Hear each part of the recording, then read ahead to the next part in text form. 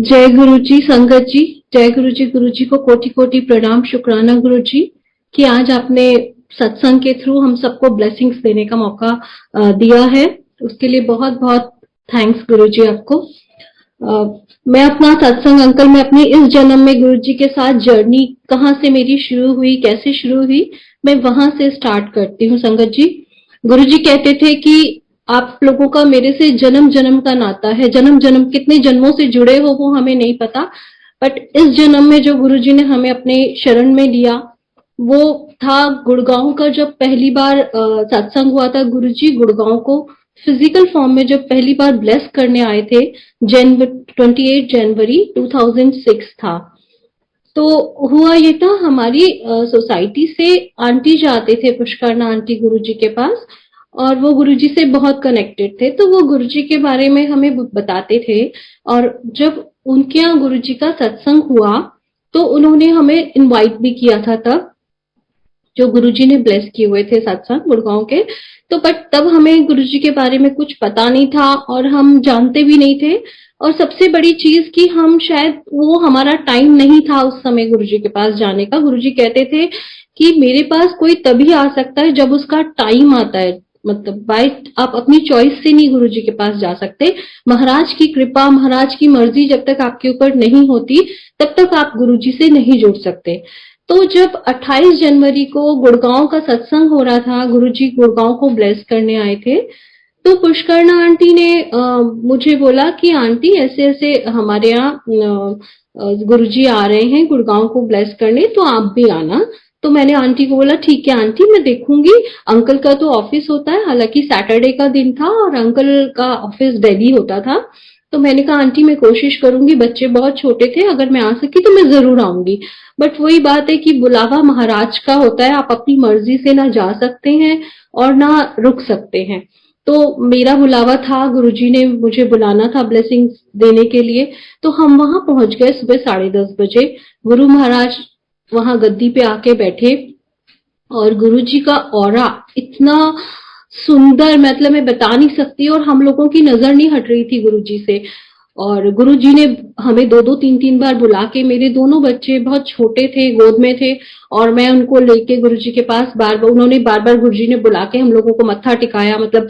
तो मैंने उनको पूछा आंटी को, मैंने कहा आंटी गुरुजी कुछ बोलते नहीं है? तो बोले नहीं बेटा, गुरुजी तो सिर्फ आपको ब्लेसिंग्स दे देते हैं, आपको देखते, उनके देखने से ही आपका कल्याण हो जाता है।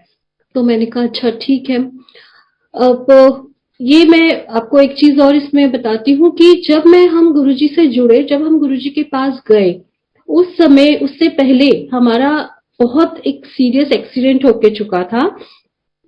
हम अपने नेटिव प्लेस पे, अंकल के नेटिव प्लेस पे जा रहे थे, दिवाली का टाइम था, और वहां से लौट रहे थे नेक्स्ट डे, भाई दूज वाले दिन हम लोग वापस लौट रहे थे गुड़गांव के लिए।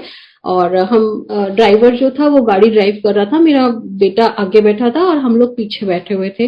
तो सामने से ट्रक आ रहा था और पीछे हमारे बस थी, मतलब। और उससे, ट्रक से इतनी जोर से हमारी कार हिट हुई और वो 2-3 बार रोल होके ऐसे नीचे जाके गिरी और जाके सीधी खड़ी हो गई, मतलब विंड स्क्रीन तोड़ के, ऐसे खाई में जैसे ऐसे खड़ी हो जाती है वैसे हो गया। और विंड स्क्रीन तोड़ के, जो वहां के लोग थे आसपास के, अलीगढ़ से 10 किलोमीटर पहले हुआ था ये एक्सीडेंट, शाम का टाइम था। और वहां जो आसपास गांव वाले थे उन लोगों ने हमें वो विंड स्क्रीन तोड़ के सबको बाहर निकाला। और किसी को भी कुछ ज्यादा चोट नहीं आई थी, ज्यादा इंजरी नहीं हो पाई थी, गाड़ी डैमेज हो गई थी बट हमें किसी को बहुत मेजर इंजरी नहीं आई थी। और जहां हमारा एक्सीडेंट हुआ था वहां जो आसपास के लोग थे वो कह रहे थे कि ये बहुत शॉकिंग है कि आपकी पूरी फैमिली, आप सारे लोग मतलब सही सलामत हो और आप में से किसी को भी कुछ भी नहीं हुआ। कहते यहाँ तो डेली के एक्सीडेंट्स होते हैं, ये जगह बदनाम है इस चीज के लिए और कभी कोई बचता नहीं है। और कहते आप लोग बहुत ब्लेस्ड हो कि आप बच गए हो, आपके ऊपर कोई ईश्वरी कृपा है, कोई शक्ति है जिसने आपको बचाया है। तो मैं आपको ये इंसिडेंट इसलिए बता रही हूँ क्योंकि उस समय गुरु महाराज की फोटो मेरे पर्स में थी। मेरा बेटा छोटा वाला बहुत बीमार रहता था, वो एंटीबायोटिक्स हमें उसको देनी पड़ती थी, बहुत ज्यादा एंटीबायोटिक्स देने पड़ता था, तो वो पूरी पूरी रात जागता रहता था, मतलब। और उसके साथ अंकल को, मुझे, ऐसे बारी बारी से हम दोनों रात काटते थे जाग के उसके साथ। आधा टाइम ये उसको लेके शोल्डर पे घूमते थे, फिर ये सोते थे, फिर मैं उसको लेके शोल्डर पे घूमती थी। तो इस तरह से हम लोग बहुत परेशान मतलब हो जाते थे। तो पुष्करना आंटी से जब मैं बात, जैसे आंटी से बात होती थी, वो अपने गुरुजी के बारे में हमें बताते थे, कहते थे कि आप लोग गुरुजी के पास चलो। उन्होंने एक बार, क्या हुआ, ये बहुत ज्यादा बीमार हो गया मेरा बेटा, और ये सो नहीं रहा था, बहुत क्रैंकी हो रहा था, कुछ खा पी भी नहीं रहा था। तो उन्होंने बोला कि ऐसे है, तुम ना, ये मेरे गुरुजी का स्वरूप है। उस समय गुरुजी के स्वरूप भी इतने आसानी से नहीं मिलते थे, मतलब बहुत इजीली नहीं आपको मिलता था स्वरूप। तो उन आंटी ने मुझे बोला कि तुम मेरे विश्वास पे, ये मेरे गुरुजी का स्वरूप है, तुम उसके बच्चे के पिल्लो के नीचे रख दो, वो बहुत आराम से सो जाएगा। तो क्योंकि हम गुरुजी से जुड़े नहीं थे, हम उनके पास गए नहीं थे, तो उतना विश्वास नहीं था। बट हाँ, उनसे गुरुजी का सत्संग, गुरुजी के बारे में मैं सुनती रहती थी। तो मन में एक ये होता था कि हाँ, इन गुरुजी को देखना है, इन गुरुजी के यहाँ जाना है, बट वो टाइम शायद हमारा नहीं आया था कि हम उनके पास जाते। फिर वो जो स्वरूप गुरुजी का मुझे देके गई कि तुम इसे अपने बेटे के पिलो के नीचे रख दो, तो मैंने उनके विश्वास पे वो गुरुजी का स्वरूप लेके अपने बेटे के पिलो के नीचे रखा। एंड बिलीव मी संगत जी, कि वो पहली रात ऐसी गई है हमारी जिसमें अंकल भी सोए हैं, मैं भी सोई हूँ, और मेरा बेटा भी सोया है। हम तीनों लोग आराम से सो गए। और जब सुबह को हमारी आंख खुली, देन आई रियलाइज कि अरे, आज तो पूरी रात मतलब हम लोगों को एक बार भी नहीं उठना पड़ा इसके साथ। तो मैंने आंटी को बोला, मैंने कहा आंटी, ये आपके गुरुजी की जो आपने मेरे को स्वरूप दिया है, ये तो बड़े चमत्कारी हैं, और मुझे इनके यहाँ जाना है, मुझे इनके दर्शन करने जाना है। तो आंटी ने बोला कि हाँ, वो थर्सडे, फ्राइडे, सैटरडे और संडे गुरुजी का एम्पायर स्टेट में होता है, और शाम को 7 बजे से खुलता है, तो तुम जिस भी दिन होगा तुम चलना। तो हम लोग फिर सैटरडे को गुरुजी के यहाँ पहली बार गए। और मतलब ऐसे तो गुरुजी के यहाँ कभी भी थर्सडे, फ्राइडे, बट सैटरडे इसलिए क्योंकि सैटरडे को अंकल का हाफ डे होता था, तो अंकल आ जाते थे। तो हम लोगों ने इसलिए सैटरडे का दिन रखा कि हम लोग गुरुजी के पास मत्था टेकने जाया करेंगे। और एवरी सैटरडे हमें वेट रहता था, मतलब गुरुजी के पास जब गए, एम्पायर स्टेट में जाके इतना अच्छा लगा। गुरुजी सामने गद्दी पे बैठे होते थे, और शब्द जो वहां चलते थे, वो सुन के इतनी शांति मिलती थी मन को। और जो चाय प्रसाद और जो लंगर प्रसाद गुरुजी वहां बिठा के हम लोगों को खिलाते थे, वो मेडिसिन होती थी हम लोगों के लिए। तो मेरा बेटा जो बहुत बीमार रहता था, मैं उसको भी अपने साथ लेके जाती थी। तो वो पूरा टाइम जब तक शब्द चलते थे, वो आराम से बैठा रहता था या लेटा रहता था, बिल्कुल मतलब। और जैसे ही लंगर प्रसाद स्टार्ट होता था गुरुजी के वहां पे, वैसे ही वो इतना स्पाइसी, इतना मिर्ची वाला लंगर, वो बच्चा, छोटा सा बच्चा ऐसे खाता था। हम 4 लोगों की थाली में जो गुरुजी के यहाँ शेयर करते थे लंगर, और वो जरूरी नहीं होता था कि आप अपनी फैमिली के साथ ही बैठोगे। गुरुजी के यहाँ मतलब इतना अच्छे से, इतने डिसिप्लिन वे में हर चीज होती थी। और गुरुजी कहते भी थे कि मतलब जो आप 4 लोगों के साथ शेयरिंग करके लंगर प्रसाद जो खाते हो, लंगर प्रसाद आपकी दवाई होती है, और 4 के साथ जो आप शेयरिंग करके खाते हो, और वो जरूरी नहीं है कि आपके फैमिली वाले ही हो। और वहां पे कोई सोशलाइजेशन भी नहीं होता था। मतलब मुझे याद है कितना टाइम हमें निकल गया, और हमारे साथ, हमारे बिल्कुल साइड में कौन बैठा है, हमें उसका नाम कुछ भी नहीं पता होता था। मतलब गुरुजी कहते थे नो सोशलाइजेशन, तो हम किसी से भी सिर्फ जाते थे, शब्द बानी सुनते थे, गुरुजी को मत्था टेक के, लंगर प्रसाद खा के, और सीधे घर आ जाते थे। गुरुजी कहते थे घर से मंदिर, मंदिर से घर, बीच में कहीं भी नहीं रुकना, कहीं भी नहीं जाना। तो हम वही चीज फॉलो करते थे जो महाराज ने हमें सिखाई। और ये वहां पे मेरा छोटा वाला बेटा जो था, ये लंगर प्रसाद जब हम लोग करते थे, तो ये भी उठ बैठ जाता था। और वो इतना स्पाइसी, इतना मिर्ची वाला लंगर, जो बड़े बड़े खा के सीसी कर रहे होते थे, वो नहीं खा पाते थे। वो ये छोटा सा बच्चा बहुत आराम से खाता था। तो मुझे लगता था कि घर में तो ये बिना मिर्च की दाल, मतलब बिना मिर्च का खाना भी नहीं खाता है, और वहां पे ये लंगर ऐसे खाता है जैसे बहुत कितने महीनों का भूखा हो। तो फिर एक आंटी मुझे बोलती थी, कहती आंटी, ये यहाँ पे गुरुजी का ब्लेस्ड लंगर प्रसाद है, तो ये मेडिसिन है इसकी, इसीलिए वो आराम से खा पाता है। और यकीन मानिए संगत जी, जैसे जैसे हम गुरुजी के यहाँ जाते रहे, मतलब एवरी सैटरडे एक वेट रहता था, और सैटरडे के अलावा भी हम लोग कई बार चले जाते थे।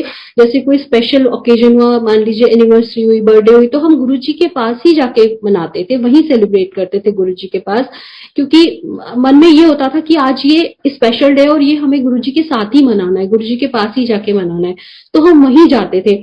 और गुरुजी भी इतना प्यार करते थे, इतना इतनी मतलब वो करते थे कि हम लोगों को कभी गुरुजी जी, जैसे कई लोगों को बोल देते थे कि नहीं आपने सिर्फ इसी दिन आना है या आपने इस दिन नहीं आना है, तो कभी भी हम चाहते थे, महाराज कभी हमें रोकते नहीं थे, मतलब हम चले जाते थे गुरुजी के पास, और बहुत अच्छा लगता था जाके वहां पे, बहुत सुकून मिलता था।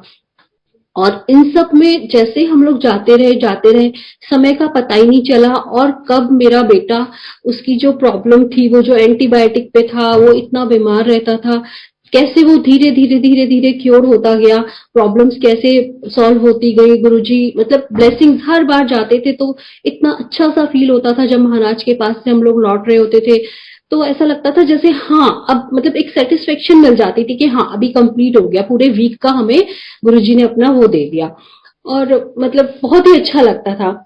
फिर उसके बाद धीरे धीरे जाते रहे हम लोग गुरुजी के पास। फिर 2007 में जब गुरुजी ने समाधि ली 31 मई को 2007 में, उससे पहले 14 मई को गुरुजी, मंडे का दिन था, और बड़े मंदिर आए थे। और नॉर्मली हम लोग बड़े मंदिर मंडे को, अंकल शाम को ऑफिस से आ जाते थे, उसके बाद हम लोग जाते थे, मत्था टेक के आते थे, क्योंकि गुरुजी कहते थे बड़े मंदिर जरूर आया करो, बहुत ब्लेसिंग्स होती हैं बड़े फंक्शंस पे भी और मंडे को भी। तो हम लोग जाते थे मंडे को बड़े मंदिर। उस दिन क्या हुआ, अंकल पता नहीं कैसे, मंडे का दिन था बट अंकल दिन में आ गए घर 2:30 बजे 3 बजे, और मुझे बोले कि चलो हम ना बड़े मंदिर जाएंगे आज। तो मैंने बोला आप तो शाम को आते हो, और बोले नहीं नहीं आज तो हम अभी चलेंगे बड़े मंदिर। तो हम लोग चले गए। जब हम बड़े मंदिर पहुंचे, अभी पहुंचे ही थे, और जाके अंदर शिव मूर्ति पे मत्था ही टेका था, तो इतने में अनीस अंकल होते थे उस समय, वो होते थे, तो वो बोले कि चलो चलो, सब लोग जितनी भी संगत थी सबको बाहर निकाल रहे थे कि चलो चलो सारे लोग, गुरु जी आ रहे हैं, अब सब लोग बाहर जाओ, मंदिर बंद होगा। तो सब लोग मतलब सारी संगत बाहर चली गई थी, और हम लोग भी बाहर ही जाने को बिल्कुल गणेश जी की मूर्ति के पास पहुंच गए थे। तभी गुरुजी ने एंटर किया, गुरुजी आए, तो फिर उन्होंने बोला कि नहीं, जो थोड़ी सी संगत उधर थी गणेश जी की मूर्ति के पास, जो थोड़े से लोग थे, संगत थी, उन्होंने बोला कि चलो आ जाओ अंदर आ जाओ, बाकी गेट बंद कर दिया। तो हम लोग सब गुरुजी के साथ वहां पार्क में, जो हॉल के साइड में जो पार्क है, वहां गुरुजी चेयर डाल के बैठे थे, और हम 30-35 लोग थे संगत जो भी, तो हम सब गुरुजी के आसपास बैठे हुए थे। और उस दिन गुरुजी ने, जो संगत थी उस समय अंदर, उनको गुरुजी ने बुला के अपने हाथ से प्रसाद भी दिया, कई बार बार बार बुला बुला के सबको, मतलब बार बार मत्था भी टिकवाया, बार बार प्रसाद भी दिया। तो हम लोग बड़े खुश हो रहे थे कि मतलब हम लोग इतना ब्लेस्ड फील कर रहे थे कि गुरुजी ने हमें अपने हाथ से बार बार बुला के प्रसाद दे रहे हैं, हमें इतना मतलब इतना प्यार से अपने पास बिठाया हुआ है। बहुत रात को 8-8:30 बजे तक, लास्ट तक हम लोग वहां गुरुजी के पास बैठे रहे, और गुरुजी ने सबसे बात की, मतलब सब किया उस दिन। फिर लेकिन ये नहीं पता था, बिल्कुल आइडिया नहीं था कि गुरुजी मतलब 31 मई को अपना समाधि ले लेंगे। तो जब गुरुजी ने समाधि ली उसके बाद, तो एकदम ऐसे लगा हम लोगों को कि मतलब पैरों तले जमीन ही खिसक गई कि ये क्या हो गया, एकदम से विश्वास ही नहीं हो रहा था इस चीज का कि ये कैसे क्या हो गया है। तो उसके बाद से गुरुजी ने अपने पास, मतलब हमेशा से अपने पास ही रखा है, अपने चरणों से लगा के रखा है। मतलब हम यही कहते हैं गुरुजी आप बस हमसे कभी कोई गलती ना हो जाए, आप हमारा हाथ थामे रहना। तो गुरुजी ने हमेशा बहुत प्यार दिया है, और बहुत प्यार से अपने पास जोड़ के रखा है शुरू से। गुरुजी, मैं एक सत्संग अपना अभी सुनाती हूँ आपको पीछे का। मेरे लास्ट टाइम जब सत्संग मैंने करना था, तो मेरे ना विजडम टूथ में बहुत पेन होता, विजडम टूथ जो है वो, उसमें बहुत पेन था मेरे को 2 दिन से, और बहुत स्वेलिंग आई हुई थी, पूरा मेरे फेस पे भी स्वेलिंग आई हुई थी। तो मैं सत्संग, मेरे को लग रहा था कि मैंने सत्संग के लिए तो हाँ बोल दिया, बट मैं सत्संग करूंगी कैसे, मेरे तो इतना पेन है और मेरे को इतना फेस पे स्वेलिंग है, मेरा तो मुंह भी नहीं खुल रहा, मैं बोलूंगी कैसे। बट वो सुबह होते होते जब तक सत्संग में करती, तो वो स्वेलिंग तो थी, लेकिन वो गुरुजी ने ऐसे कर दिया कि मैंने पूरा सत्संग अच्छे से किया है, और मैंने जब उसके बाद वो मेरे को पेन रहा है काफी दिन, फिर मेरे को ऐसे लगा कि मतलब इसको विजडम टूथ है, ये इतना परेशान कर रहा है, तो डेंटिस्ट को दिखा के हम इसे पूछ लेते हैं क्या करना है। तो डेंटिस्ट के पास गए, वो भी संगत की आंटी थी, लॉकडाउन का टाइम था, तो उनको कॉल किया, आंटी ने बोला ठीक है आप आ जाओ दिखा दो, मैं देख लेती हूँ क्या हो सकता है। तो आंटी ने बोला कि ये तो बहुत आपका क्रिटिकल इशू है और इसको तो आपको रिमूव करवाना ही पड़ेगा, निकलवाना पड़ेगा, नहीं तो ये बहुत पेन करेगा। और बिकॉज इसकी नर्व जो होती है वो ब्रेन से भी वो होती है, तो आपको बहुत केयरफुली ये चीज करनी पड़ेगी। तो मैंने गुरुजी को अरदास की कि गुरुजी मतलब मेरे बहुत इतना ज्यादा पेन है, बट मैं सर्जरी ऐसा कुछ नहीं करवाना चाहती ऐसे टाइम पे। तो वो गुरु महाराज ने मेरा पेन मतलब, कहते हैं ना गुरुजी आपको, आपसे सेवा लेके, चाहे वो कैसी भी सेवा हो, सत्संग की हो या कोई और सेवा हो, गुरुजी आपको सेवा देख के आपके कर्म कटवा देते हैं, आपके कष्ट कम करवा देते हैं, आपको 10% झेलने को देते हैं, 90% वो खुद आपके कटवा देते हैं। और वो 10% भी आप नहीं कटवा सकते जब तक महाराज की कृपा आपके ऊपर ना हो, जब तक गुरुजी नहीं चाहे तब तक आप वो कर्म अपने नहीं कटवा सकते। तो गुरुजी मतलब आपको ऐसे हंसते खेलते वो कर्म आपका कटवा देते हैं कि आपको वो आपका जो गलत, जो आपका बुरा समय होता है, आपको वो फील नहीं होने देते गुरुजी। उसमें भी गुरुजी आपका हाथ पकड़ के रखते हैं। और जैसे हम गुरुजी से जुड़ गए, गुरुजी के पास आ गए, तो हमें ऐसे लगता है कि अब हमारी लाइफ में कोई प्रॉब्लम ही नहीं आएगी। नहीं, ऐसा नहीं है। गुरुजी के साथ जुड़ने के बाद ऐसा नहीं है कि आपकी लाइफ में प्रॉब्लम्स नहीं आएंगी, प्रॉब्लम्स तो बहुत आएंगी, लेकिन क्योंकि गुरुजी हमारे साथ खड़े हैं, गुरुजी हमारे साथ हैं, तो हम उन प्रॉब्लम्स को हंस के फेस कर लेते हैं। इसके बाद मैं एक और सत्संग आपको अपना सुनाती हूँ कि मेरे फादर जो है उनको 2019 में प्रोस्टेट का कैंसर हुआ था। तो प्रोस्टेट के कैंसर के लिए उनको दिल्ली लाया गया था उनको ट्रीटमेंट के लिए, तो मेरे पास ही रहे थे। तब भी महाराज ने, गुरुजी ने इतनी कृपा की कि उनको पूरा ऑपरेशन, उनकी सर्जरी बिल्कुल ठीक से सब कुछ हुआ, और वो बिल्कुल ठीक ठाक होके गुरुजी ने अपना लंगर प्रसाद खिला के और उनको मत्था टिकाया वहां पे। मैंने गुरुजी के यहाँ पापा को, जब वो ठीक थोड़ा उनका वो सर्जरी हो गई उसके बाद, तो गुरुजी ने बहुत बहुत बहुत ध्यान रखते हैं, गुरुजी बहुत प्यार देते हैं। ऐसे ही मेरा एक बार मेरा छोटा वाला बेटा जो था उसकी बहुत तबीयत खराब थी। तो हुआ क्या, रात के समय 2-2:30 बजे का टाइम था, और उसकी मेडिसिन जो थी, डोज थी हमारे पास, उसको बहुत ज्यादा हाई फीवर हो गया था, और वो उसकी लास्ट डोज थी जो हमारे पास थी। तो हमने उसको सोचा चलो इसको अभी ये खिला देते, फिर मॉर्निंग में इसको डॉक्टर के पास ले जाएंगे। तो जैसे ही उसको खिलाने लगे अंकल, तो वो उसने एकदम से हाथ मार दिया और वो सारी मेडिसिन गिर गई उसकी। तो रात को, इतनी रात को 2 बजे 2:30 बजे तो कहीं कुछ मिलता नहीं फिर। और फिर अंकल ने, हमने सोचा अब क्या करें हम लोग। फिर अंकल ने उसके सिर पे हाथ रख के गुरुजी का मंत्र जाप किया, एंड बिलीव मी संगत जी, विद इन 2-3 मिनट्स उसका फीवर डाउन हो गया और वो बच्चा आराम से सो गया। और उसके बाद नेक्स्ट डे भी हमें कोई उसके लिए मेडिसिन लेने की या डॉक्टर के पास जाने की जरूरत नहीं पड़ी। तो ये गुरुजी की कृपा है, गुरुजी का मतलब मंत्र जाप गुरुजी का जो हम करते हैं उसमें इतनी शक्ति है कि मतलब गुरुजी हमारे इंस्टेंट है कि आप कहीं भी गुरुजी का मंत्र जाप, गुरुजी को याद करो, वो तुरंत आपकी मदद, मतलब आपको हेल्प करने, आपकी मदद करने तुरंत आपको दिखा देते हैं कि मैं हूँ, तुम्हारे साथ ही हूँ, तुम्हारे अंग संग ही हूँ। ऐसे पीछे अभी 2020 की बात है, 2020 मार्च में तो लॉकडाउन हुआ था, और ये बात है फरवरी की। तब मेरा बड़ा वाला बेटा जो मणिपाल से अपना मैकेनिकल इंजीनियरिंग कर रहा है, तो वो वहां पे था उस समय, और उसके ना कुछ एग्जाम्स वगैरह थे। तो हुआ ये कि उसका लैपटॉप, जैसे आज मॉर्निंग में उसका एग्जाम है 9 बजे, 9:30 बजे से, और मॉर्निंग में जब वो उठा तो उसका लैपटॉप एकदम से सडनली बंद हो गया चलना। तो उस सारा कुछ उसमें लैपटॉप में ही था उसको, और प्रेजेंटेशन जो देना था सब कुछ। तो उसका मॉर्निंग में मुझे कॉल आता है कि मम्मा ऐसे ऐसे मेरा आज एग्जाम है और मेरा ये चल नहीं रहा है। मैंने बोला बेटा आपने चार्ज नहीं किया होगा, आप ठीक से चेक करो, उसको चार्जिंग में लगाओ। बोला नहीं, मैंने रात को चार्जिंग में लगाया था इसको, और मैंने सुबह उठ के चेक किया है, चार्जिंग तो पूरा है बट ये चल नहीं रहा है। तो मैंने कहा फिर क्या प्रॉब्लम हो सकती है। और वो वहां पे ऐसी जगह था कि उस समय कोई उसकी हेल्प को भी नहीं जा सकता था, कोई हेल्प भी नहीं करने वाला था। और क्योंकि सब बच्चों को अपना अपना लैपटॉप में प्रेजेंटेशन होता है तो कोई किसी को दे भी नहीं सकता। और वहां से जहां उसका कॉलेज है और वहां से सिटी बहुत दूर है, तो कब जाएगा, कब ठीक करवा के लाएगा। और मॉर्निंग में उसका वो था। तो मैंने उसको बोला, मैंने कहा ठीक है, आप देखो, ट्राई करो, नहीं तो फिर अभी देखते हैं क्या होता है। जैसे उसने फोन रखा, मैंने उसको बोला आप रेडी तो हो जाओ, कोई बात नहीं, गुरुजी हैं, वो देखेंगे क्या करना है कैसे करना है। और मैं उस समय अपने मंदिर में पूजा कर रही थी।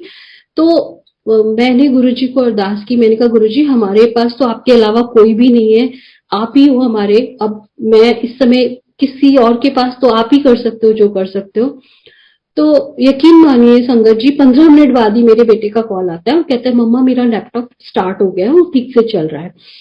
और वो उसने अपना अच्छे से एग्जाम दिया, सब ठीक से हो गया। एंड जब मार्च में लॉकडाउन हो गया, उसके बाद वो यहाँ आ गया घर पे। उसके बाद जो प्रॉब्लम उसको वहां आई थी, हमें लगता है ना कोई चीजें कि हाँ ये हो गई, चलो बाई चांस हो गया होगा और बाई चांस ठीक हो गया होगा, बट नहीं, गुरुजी आपको दिखा भी देते हैं कि ये जो हुआ है वो बाई चांस नहीं था, ये मैंने किया है।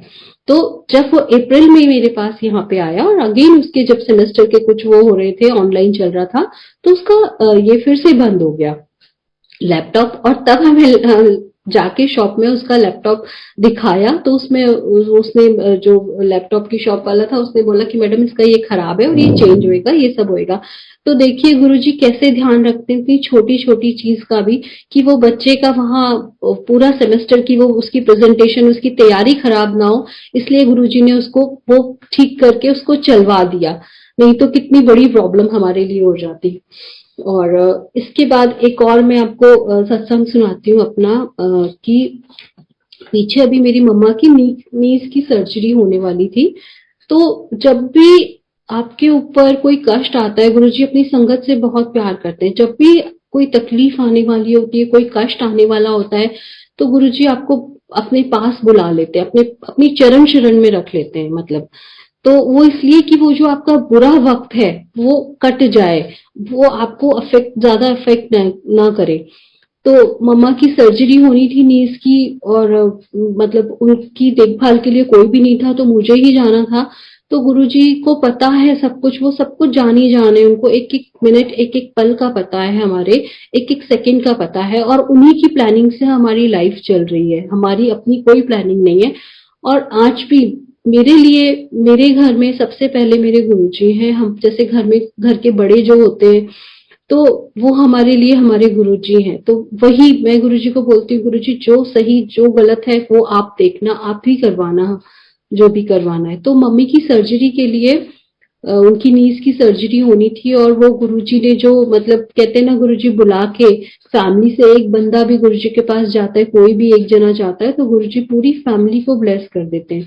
तो गुरुजी ने बुला के वो ब्लेसिंग्स दी, जिससे मेरी मम्मा की नीज की सर्जरी बहुत अच्छे से हो गई, वो वापस से चलने लगे। फिर उसके बाद क्या हुआ, उनकी आईज का, उनका सडनली आईज का जो राइट आई है उसका विजन चला गया।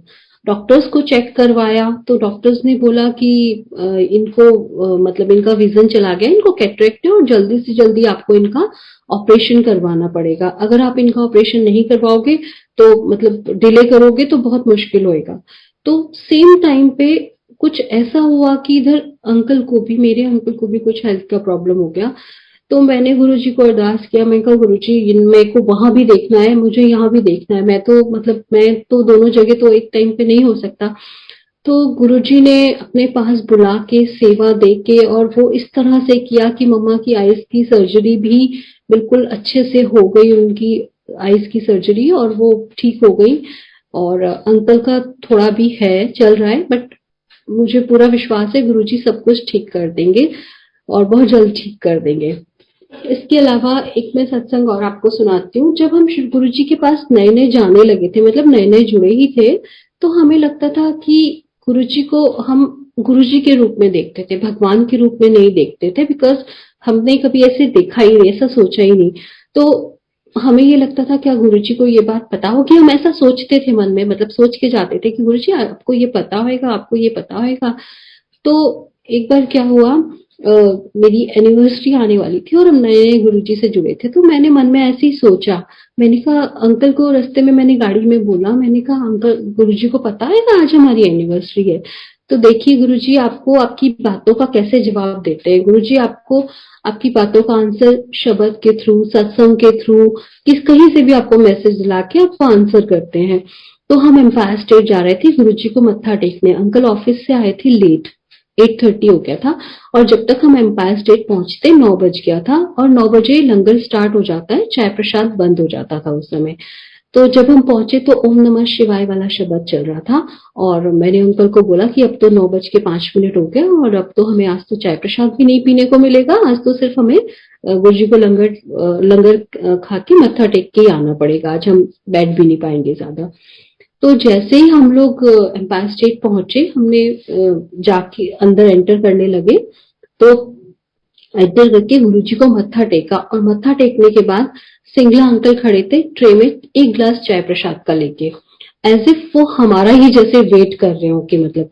तो जैसे ही मैंने और अंकल ने गुरुजी को मत्था टेका और हमने मत्था टेक के उठे, वैसे ही सिंगला अंकल आए हमारे पास और बोले कि जाओ ये चाय प्रसाद है एक ग्लास और दोनों आधा आधा शेयर करके पियो और जाके पीछे बैठ के पी लो।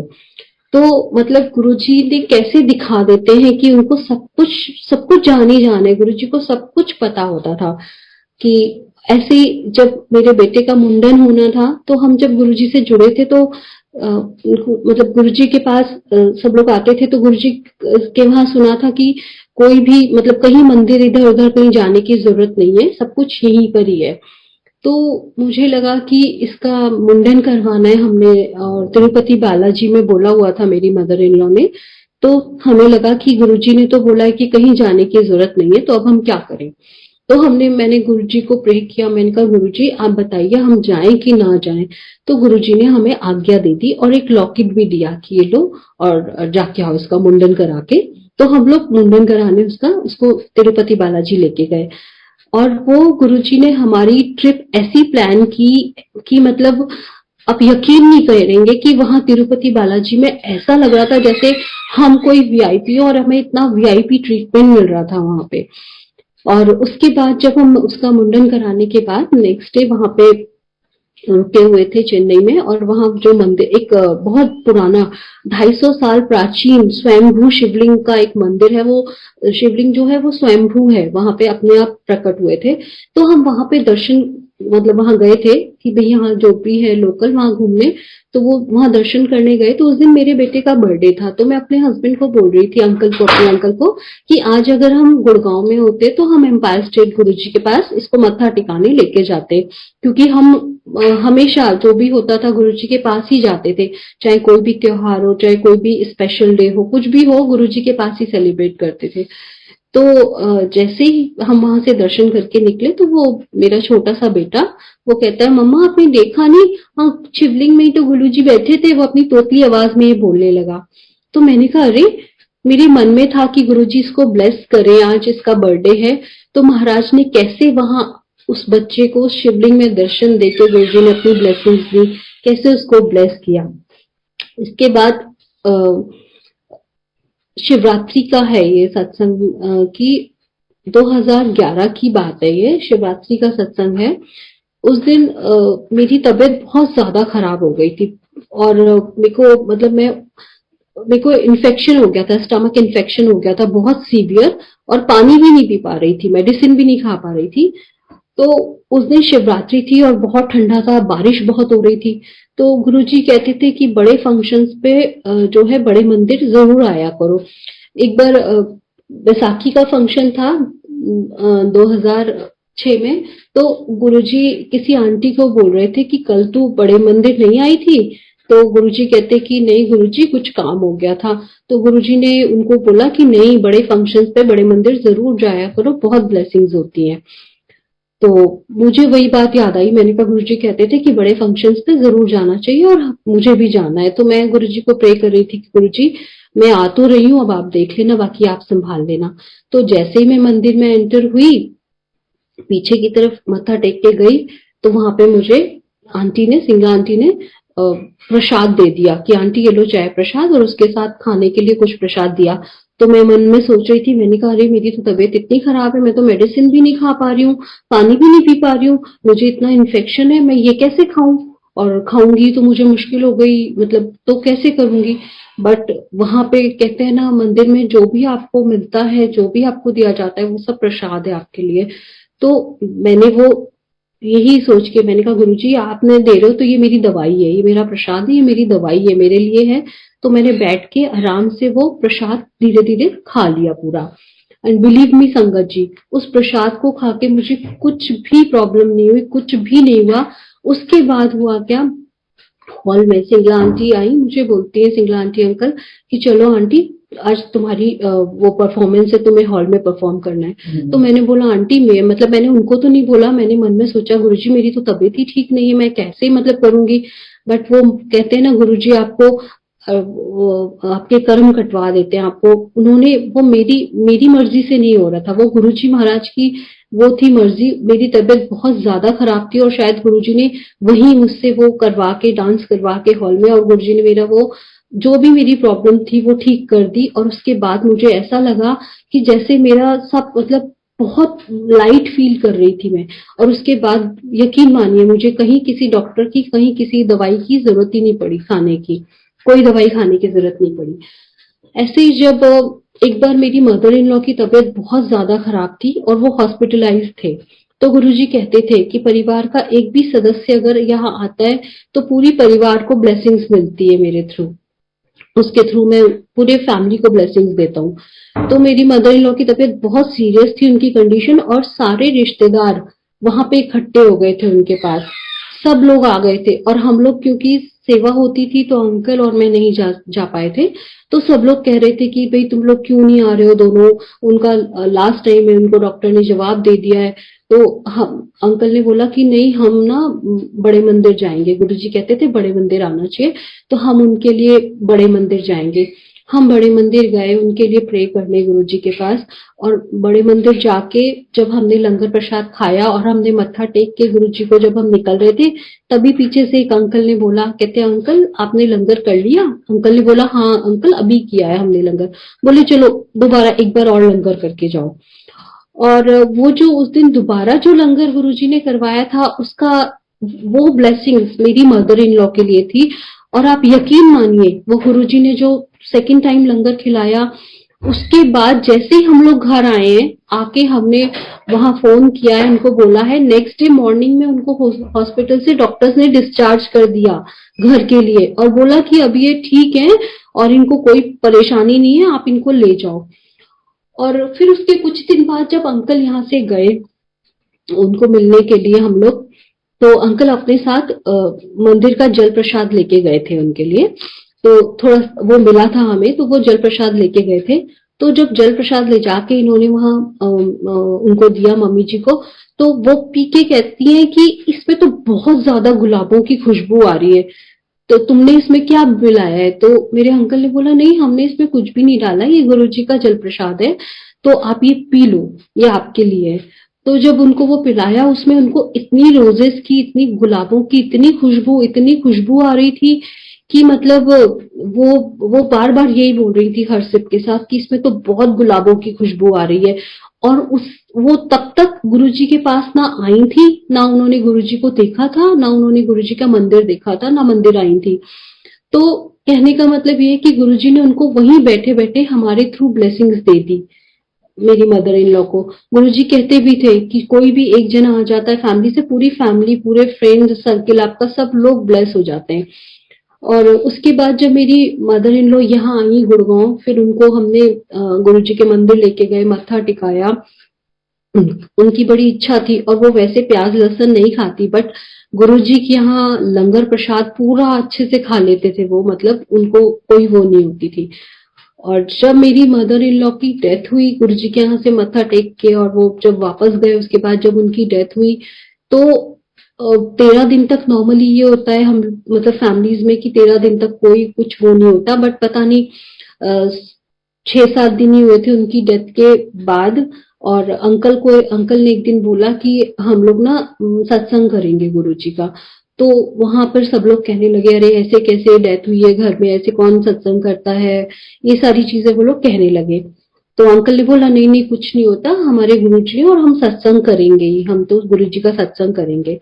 तो हमने शाम को जितने हम घर के लोग थे सबने बैठ के मिलके गुरुजी का सत्संग, वहां आसन लगाया, गद्दी लगाई, प्रॉपर जैसे गुरुजी को प्रसाद बनता था वैसे कड़ा प्रसाद बनाया और सारा कुछ करके हमने सत्संग किया। मेरी छोटी वाली सिस्टर इन लॉ जो कभी नहीं आई थी गुरुजी के पास, उन्होंने गुरुजी को कभी नहीं देखा था, जब शब्द चल रहे थे तो वो ध्यान लगा के बैठी थी। तो वो मेरे अंकल को बोलती हैं कि मेरे को ना ऐसे लगा कि कोई गाड़ी से उतर के आए हैं और आके उन्होंने ऐसे ऐसे चोला पहना हुआ है इस कलर का, उन्होंने सारा डिस्क्रिप्शन वही दिया जैसे गुरुजी हमारे हैं, ठीक बिल्कुल वैसा ही डिस्क्रिप्शन उन्होंने दिया। कहते वो कोई आए और आके वो गद्दी पे बैठ गए, यहाँ पे इस पे सिंहासन पे। तो मेरे अंकल ने उनको बोला कि हाँ, जहाँ सत्संग होता है वहां गुरुजी जरूर आते हैं, गुरुजी की गद्दी लगती है, गुरुजी वहां खुद साक्षात मतलब प्रेजेंट होते हैं अपने उसमें सत्संग में। तो उस दिन गुरुजी ने वहां पूरी फैमिली को ब्लेस किया हमारी को, और सबको ब्लेसिंग्स दी। और उसके बाद वहां पे एवरी मंथ के एवरी मंडे वहां सत्संग होता है, तब से स्टार्ट करवा किया हुआ है और एवरी मंडे वहां सत्संग होता है गुरुजी का। और इसके बाद एक सत्संग में और अभी रिसेंटली का आपको सुनाती हूँ। मेरा बेटा अभी पीछे जब ये दोबारा से लॉकडाउन हुआ तो वो हम उसको लॉकडाउन से पहले जब दिवाली के बाद कॉलेजेस खुलने लगे तो हमें उसको छोड़ने जाना था जयपुर उसके वहां कॉलेज के लिए। तो हम लोग गाड़ी से ही गए थे। और हुआ क्या, वहां उसका कॉलेज जो है वो थोड़ा काफी आउटस्कर्ट्स एरिया में जाके है और वहां का जो टर्न वगैरह वहां ट्रक वगैरह काफी चलते हैं। तो उस दिन जब हम उसको छोड़ने जा रहे थे, रास्ते में एक मतलब टर्न था, बहुत ब्लाइंड सा टर्न है, और वहां पे दो तीन गाड़ियां थी हमारे आगे पीछे और सामने से भी गाड़ी आ रही थी। तो बीच में एक छोटा सा पप्पी आया और उसकी वजह से मतलब आपस में कई सारी गाड़ियां थी जो भिड़ जाती, मतलब वो बीच एकदम सडनली बीच में आ गया तो उसकी वजह से काफी सारी गाड़ियां थी जो आपस में एक दूसरे से वो हो जाती, तो उसमें बीच में हमारी भी कार थी। तो गुरुजी ने उस दिन हमें इतना बाल बाल बचाया, गुरुजी की इतनी कृपा रही कि वहां एक्सीडेंट होते होते बच गया। और फिर गुरुजी ने मेरे मन में ये डाला गुरु में कि मतलब ये एक्सीडेंट हो सकता था और गुरुजी ने इतना बचाया हमें। उसके बाद ही मैंने एक और सत्संग सुना जिसमें वो वही ठीक उसी जगह उनकी गाड़ी का एक्सीडेंट हुआ। तो वो मतलब गुरुजी ने ये दिखाया कि देखो उस दिन मैंने तुम्हें कितना बचा दिया, नहीं तो कुछ भी हो सकता था। तो मैंने उसके लिए गुरुजी को थैंक यू किया, गुरुजी का शुक्राना किया कि गुरुजी आपने हमें इतना बचाया, इतना सेव किया। और फिर अंकल जैसे सेवा में थे तो अभी वापस से लॉकडाउन हो गया, तो एक बार उसको उसको लेने जाना था बेटे को। तो मुझे यही लग रहा था कि एक तो इतनी प्रॉब्लम चल रही है, अंकल को भी ठीक भी नहीं है, और ऊपर से लॉकडाउन का टाइम है, अब उसको लेने कैसे जाएंगे मतलब दोबारा से वहां पे। तो वही है ना, महाराज को तो सब कुछ पता होता है, क्योंकि अंकल मेरे को लग रहा था अंकल सेवा से आएंगे रात को इतना लेट हो जाते हैं और फिर नेक्स्ट डे मॉर्निंग में निकलना हमारे लिए पॉसिबल नहीं हो पाएगा। तो गुरुजी ने ऐसी प्लानिंग की कि मेरे बेटे को उसका फोन आया कि मम्मा आप लोग बोलो तो मेरा फ्रेंड आ रहा है, और उसके पापा ने पता नहीं कैसे वो मतलब मैनेज कर दिया है कि गाड़ी आ रही है तो मैं उसके साथ आ जाऊं, खाली गाड़ी आ रही है। मैंने बोला हाँ बेटा आप पूछ लो उससे, अगर कन्वीनियंट है तो आ जाओ। तो महाराज ऐसी प्लानिंग करते कि आप मंदिर में होते हो और गुरुजी आपके काम करवा देते हैं, मतलब आपको गुरुजी अपने पास बुला के रखते हैं बट आपके सारे काम गुरुजी ऐसे करवा देते हैं कि आपको एहसास ही नहीं होने देते कि मतलब क्या लाइफ में इतनी बड़ी से बड़ी प्रॉब्लम्स भी आ जाती हैं, तो भी आपको हिम्मत दे देते हैं, आपको एक अंदर से स्ट्रेंथ दे देते हैं कि आप उनको फेस कर सको। और इसके अलावा एक चीज और मैं एक सत्संग और शेयर करना चाहती हूँ कि जब भी हमारे ऊपर कोई भी कष्ट कोई भी मुसीबत आने वाली होती है तो गुरुजी महाराज जो है वो हमें अपने पास बुला बुला लेते हैं। वो चाहे वो सत्संग के थ्रू, चाहे वो किसी भी उससे आपको मतलब ब्लेस करने के लिए, आपको ब्लेसिंग्स देने के लिए अपने आप से जोड़ के रखते हैं गुरुजी। जैसे अभी गुरुजी ने पीछे मतलब जो भी सेवा देते हैं उसका उसका उसके पीछे कोई ना कोई कारण होता है, उस सेवा के पीछे। पीछे मेरी जो दौरानी है, उसकी भी पीछे बहुत तबीयत खराब थी, उसको बहुत बैक एक हो गया था। तो वो उसको मतलब वो इतनी ज्यादा परेशान थी, उसकी एज भी बहुत ज्यादा नहीं थी, और उसको डॉक्टर ने बोला था ट्यूबरक्लोसिस हो गया है आपको, और आपको इसकी जिंदगी भर दवाइयां खानी पड़ेगी, और ये पेन भी आपको हमेशा रहेगा। तो मेरे हस्बैंड ने उनको अंकल ने बोला कि ठीक है, तुम लोग यहाँ आ जाओ, हम तुम्हें गुरुजी के पास मत्था टिका देते हैं, मंदिर मत्था टेक के जाओगे तो तुम्हारी प्रॉब्लम ठीक हो जाएगी। तो वो लोग काफी ट्राई करते रहे, बट उनके पास टिकट ही नहीं हो पा रहा था उनका यहाँ आने का। फिर मेरे अंकल ने उनकी टिकट कंफर्म करवाई, टिकट बुक की, और फिर वो लोग यहाँ आए, आके मत्था टेका उन्होंने, गुरुजी का लंगर खाया और सत्संग वगैरह सुने। तो आप मानिए उसका दर्द बिल्कुल ठीक, यहाँ आने से पहले ही आधा दर्द उसका ठीक हो चुका था, जैसे ही टिकट्स बुक हुई, और जैसे ही वो गुरुजी के यहाँ मत्था टेक के लंगर खा के जब गई है तो वो कंप्लीटली बिल्कुल ठीक हो गई। उसकी कोई दवाई नहीं उसको खानी पड़ी, कोई डॉक्टर ने जो कहा था कि आपको पूरी जिंदगी ये दवाइयों के साथ और इसी तरह से लाइफ काटनी पड़ेगी, वो सारी चीज उसकी ठीक हो गई। ऐसे ही एक और है हमारे फैमिली में, मेरी जेठानी, उनको नीज की प्रॉब्लम हो गई थी, उनका वेट बहुत ज्यादा बढ़ा हुआ था, और उनको उनके घुटनों की हालत ये हो गई थी कि वो चल भी नहीं सकती थी, 5 कदम भी पकड़ पकड़ के चलती थी। तो जब वो हमारे घर पे आए, उनको बड़ी प्रॉब्लम थी, वो बड़ा रोने लगी। तो अंकल को बोलने लगे कि मतलब इस तरह से। तो अंकल ने हमारे पास, तो हमारे गुरुजी हैं, तो हम तो जो भी होता है हम अपने गुरुजी से उसको जोड़ने की कोशिश करते हैं कि आप हमारे गुरुजी के पास आओ। तो अंकल उनको मंदिर, बड़े मंदिर लेके गए, और बड़े मंदिर ले जाके उनको वहां मत्था टिकाया, लंगर प्रसाद खिलाया, और उनको डॉक्टर ने बोला था कि आपकी सर्जरी होगी घुटनों की, आपके घुटने जो हैं ये इनको बदलना ही पड़ेगा और कोई ऑप्शन नहीं है। बट उनकी एज भी उतनी नहीं थी कि घुटनों की सर्जरी वगैरह, और बड़ी परेशान थी, बड़ा रो रही थी। लेकिन यकीन मानिए जब वो यहाँ से गुरुजी को मत्था टेक के लंगर खा के बड़े मंदिर से गए हैं, उसके बाद आज तक टिल डेट तक ना उन्हें सर्जरी की जरूरत पड़ी है घुटनों की, ना उन्हें कोई और प्रॉब्लम प्रॉब्लम हुई है, वो बिल्कुल ठीक हो गई है, बिल्कुल फिट एंड फाइन है। तो ये गुरु महाराज की कृपा है, गुरु जी का लंगर प्रसाद अमृत प्रसाद है, जो गुरु जी खिलाते हैं आपको, ब्लेसिंग्स देते हैं, आपको क्योर करते हैं। आप करेंगे? इसके अलावा अंकल,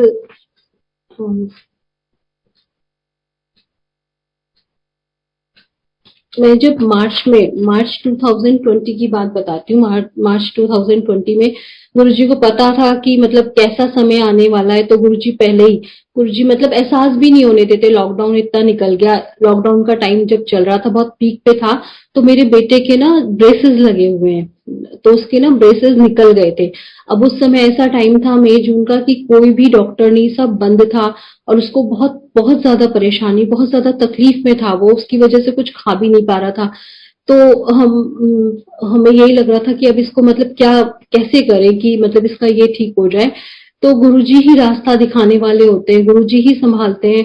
तो गुरुजी ने सडनली, एक आंटी का फोन आया, उनकी उनसे मेरी बात हुई, उन्होंने मुझे बताया कि ऐसे ऐसे वो डेंटिस्ट आंटी, मैंने ऐसी बातों में पूछा कि आंटी इसको ऐसे ऐसे प्रॉब्लम हो रही है, तो उन्होंने मुझे नंबर दिया, कहते गुरुजी की संगत है, आप देख लो, अगर वो यहाँ है और वो होंगी तो आप उनके पास चले जाना। मैंने उनको कॉल किया, और जैसे गुरुजी अपनी संगत से बहुत प्यार करते हैं और गुरुजी की संगत भी बहुत प्यारी है, तो उन्होंने, आंटी ने बोला हाँ हाँ आंटी अब जरूर ले आओ, मुझे पता है कि ब्रेसेस लगे होते हैं और वो निकल जाए वायर तो कितनी प्रॉब्लम होती है बच्चे को, तो आप अपने बेटे को ले आओ, मैं उसका वायर वो लगा दूंगी, वो ठीक कर दूंगी। वो आंटी डेंटिस्ट थी, तो उन्होंने वो उसका वायर लगा दिया। तो कैसे गुरुजी मतलब आपका सारा कुछ वो करवा देते हैं।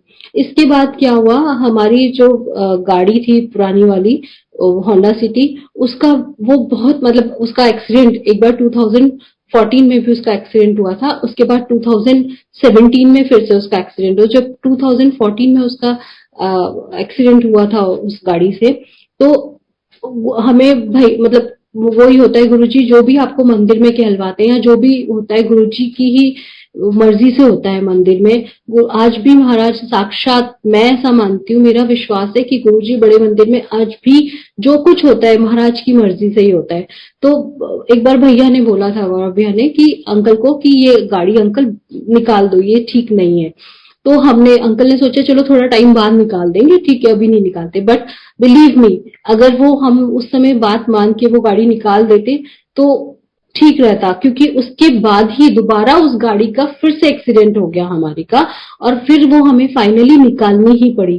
तो गुरुजी को मतलब हर चीज मालूम है, गुरुजी हमारे अंग-संग हैं, वो जानते हैं हमारे लिए क्या सही है क्या गलत है। ये उनके अपने वेज होते हैं महाराज के ब्लेसिंग्स देने के, कि वो आपको किस तरह से क्या ब्लेसिंग्स गुरुजी ने देनी है। ऐसे ही जब गुरुजी एम्पायर स्टेट में बैठते थे तब का मैं आपको एक सत्संग सुनाती हूँ। हुआ क्या, मेरे छोटे वाले बेटे की जो इसकी तबीयत बहुत ज्यादा खराब रहती थी, तो 1 महीने बाद ही जब हम लोग जाने लगे, गुरुजी ने के वहां अनाउंसमेंट हो गई कि कोई भी अपने बच्चों को साथ लेके, छोटे बच्चे कोई नहीं लाएगा, अंकल आंटी दोनों में से एक जना आओ और बच्चों को मतलब घर पे ही छोड़ के आना है। तो हम लोगों ने ऐसा कर रखा था कि हमारी सोसाइटी में 5-7 फैमिलीज थी जो हम गुरुजी के यहाँ जाते थे, तो हमने आपस में से एडजस्टमेंट कर रखी थी कि थर्सडे को जो लोग जाते हैं जैसे, तो उनके बच्चे हमारे पास रहते थे, जब हम सैटरडे को जाते थे तो हम अपने बच्चों को उनके पास छोड़ के जाते थे। तो हम लोग ऐसे बहुत एक फैमिली की तरह मिलके अच्छे से रहते थे सारे लोग। तो हुआ क्या, उस दिन हम लोग मंदिर जा रहे थे एम्पायर स्टेट गुरुजी के पास, सैटरडे का दिन था। और गुरुजी ने मतलब हम लोग तैयार होके मैं और अंकल गाड़ी में बैठ गए, और मैंने अपने बच्चों को उनके यहाँ छोड़ दिया था। तो जैसे ही हम चलने लगे तो वो आंटी बोली कि आज ये तुम्हारा छोटा वाला बेटा बहुत रो रहा है, इसको इसकी तबीयत शायद ठीक नहीं है, तो तुम इसे अपने साथ ले जाओ। तो हमने कहा, हम गाड़ी में बैठ चुके थे, तो हमने कहा अच्छा ठीक है, तो हमने उसको ले लिया बेटे को। तो जब हम पहुंचे एम्पायर स्टेट, अब यही लग रहा था कि मतलब गुरुजी ने तो मना किया कि भाई बच्चों को नहीं लाना है, और हम किस उसमें कंडीशन में उसको लेके जा रहे थे वो तो, मैंने कहा गुरुजी को पता होगा, इसकी तबीयत बहुत खराब है और कैसे। तो अंकल बोले कोई बात नहीं, अगर मना करेंगे तो तुम इसको लेके बाहर बैठ जाना। तो हमने ये डिसाइड किया कि ठीक है, अगर अंदर नहीं बैठ पाएंगे तो हम इसको लेके बाहर बैठ जाएंगे।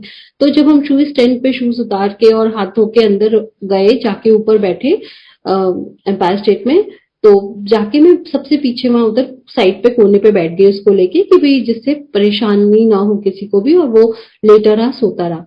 सिंगला अंकल चाय प्रसाद की ट्रे लेके आए, चाय प्रसाद दिया, तो मुझे लगा सिंगला अंकल डांटेंगे कि भाई बच्चों को लाना अलाउड नहीं है और आप इसको लेके आ गए हो। तो मैंने कहा मैं ठीक है अंकल से पूछ लूंगी, अगर अंकल बोलेंगे तो हम बाहर जाके बैठ जाएंगे उधर। तो अंकल आए, अंकल ने आके चाय प्रसाद दिया, तो अंकल ने बोला कि आंटी, मेरे को लगा अंकल अभी डांटेंगे, लेकिन अंकल ने कुछ नहीं बोला, और अंकल चाय के प्रसाद की ट्रे लेके टर्न हो गए। फिर जैसे ही दोबारा मेरी तरफ मुड़ के आने लगे, मैंने कहा अब तो पक्का डांटेंगे कि मतलब बच्चों को लाना अलाउड नहीं है, फिर भी आप लेके आए हो।